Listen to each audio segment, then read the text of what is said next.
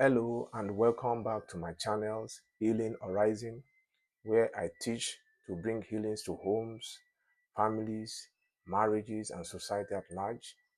If you are married, you are engaged, or you are hoping to marry someday, this series is for you.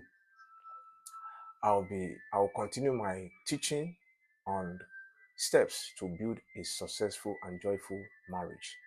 As I always say, there's no marriage that cannot work. And there's no marriage that cannot be fixed. It only takes a responsible man and a responsible woman to make sure or to ensure that marriage works. Responsible man or woman who are prepared to be committed and to ensure that marriage works. They are ready to understand one another. They are ready to listen to one another. They are ready to respect each other. Then that marriage will work because it is rooted in love.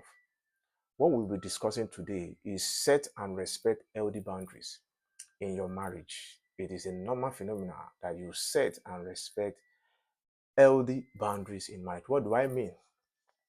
Boundaries are not signs of insecurity. They are signs of wisdom. You need to apply wisdom in that marriage. It's very, see, the Bible says wisdom is profitable to direct. You need wisdom. That is why you should set boundaries. Healthy boundaries protect marriage. Healthy boundaries. Hear me right. Healthy boundaries protect marriage from unnecessary risk and emotional entanglement. Healthy boundaries protect marriage from unnecessary risk and emotional entanglement. What do I mean by healthy boundaries? It includes number one, boundaries with the opposite sex. Very important. You need to set boundary with the opposite sex. Boundary with social media. You need to set boundaries with social media.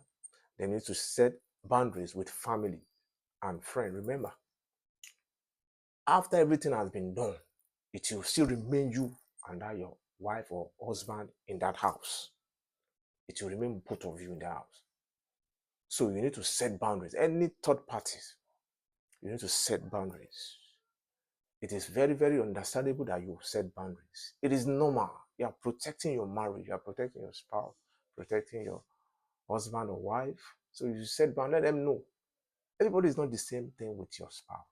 You need to set that boundary. You can't treat everybody the same way you treat your spouse. It's not. You need to set boundaries. You need to set boundaries. So what do I mean? Boundary says my marriage matters too much to be careless.